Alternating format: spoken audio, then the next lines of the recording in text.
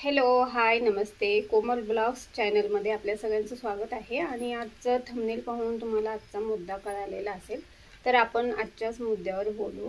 तर आजचा मुद्दा असा आहे की माझ्या मुलीचं आम्ही ऑनलाईन ॲडमिशन केलं होतं कॉलेजमध्ये, जी ती सायन्स साईट घेतली तिने। आणि सायन्स साईट घेऊन तिला पुढं मेडिकल करायचं आहे। तर याच्यासाठी तिने सायन्स साईड घेतली, पण तिने रजिस्ट्रेशन केलं, परंतु एक लिस्ट लागली कॉलेजची आणि त्या म्हणजे सायन्स साईडची एक लिस्ट लागली, त्याच्यामध्ये तिचं काही हे झालं नाही, म्हणजे लिस्टमध्ये तिचं नाव आलं नाही। तर पहिल्या लिस्टला तर नाव आलं नाही, तर हेच टेन्शन आहे अजून किती लिस्ट लागणार आहे आणि तिचं कोणत्या लिस्टमध्ये नाव येणार आहे।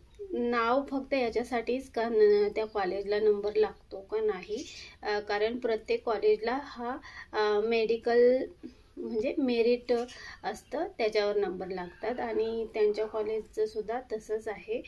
तर तुम्हाला माहिती तिला 75% टक्के पडले, म्हणजे तर तरीही तिचा पहिल्या लिस्टला नंबर आलेला नाही आणि इथून म्हणजे जास्त फी वगैरे लागणार आहे कॉलेजला। तुम्हाला माहीत असेल, नसेल माहीत तर तुम्ही मला कमेंट करून सांगू शकता का तुमच्या इथे सायन्स कॉलेजला किती फी आहे आणि एका वर्षाची फी किती आहे। तर आम्हाला त्यांनी फी सांगितली आहे 12,000 गेलेत, म्हणजे आतापर्यंत तरी फी लागणार आहे, म्हणजे गेले नाही म्हणजे। तर आता 12पर्यंत जाणार आहे आणि वह्यांचा खर्च वेगळाच आहे, इतर खर्च वेगळेच आहेत, हे तुम्हालाही सांगायला नवीन नाही, पण कॉलेजचीच फी एवढी आणि नंतर क्लास वगैरे लावायची फी ती सुद्धा वेगळी।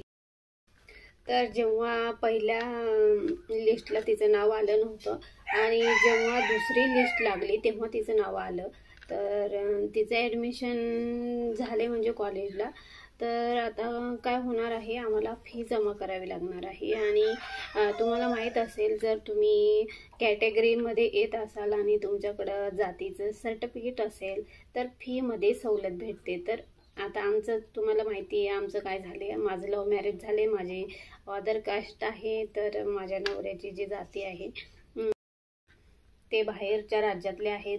त्यांची आपल्या इकडं कसं असतं महाराष्ट्रामध्ये नावावरून यांची जाती कळत नाही, आपल्याला जातीचा दाखला दाखवायला लागतो, तेव्हा कळतं का ही ह्या जातीचे आहेत। आणि जर आणि माझ्या नवऱ्याच्या इकडं कसं आहे जातीवरूनच ओळख होते, का जाती नाव सांगितलं तर लगेच कळतं आणि हे ते जातीच सांगतात, म्हणजे त्यांच्याकडं जातच चालती।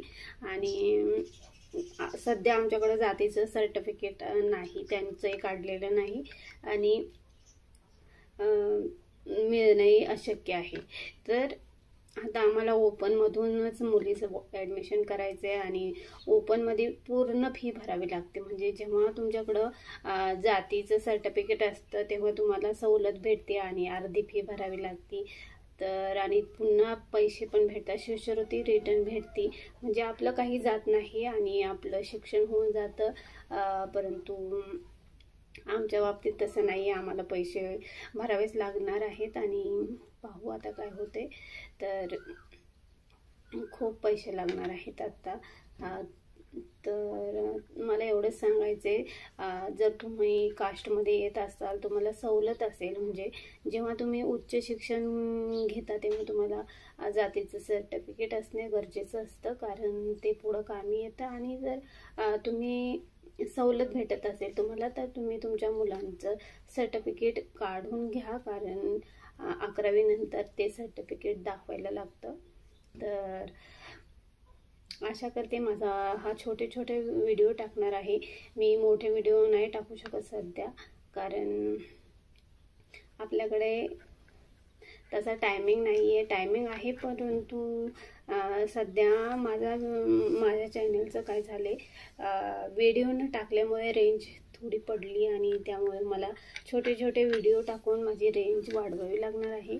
आशा करते आजचा व्हिडिओ तुम्हाला आवडलेला असेल कदाचित, आणि आवडला असेल तर नक्की लाईक करा, सबस्क्राईब करा आणि चॅनलला सपोर्ट करा। पुन्हा भेटू नवीन व्हिडिओमध्ये। बाय।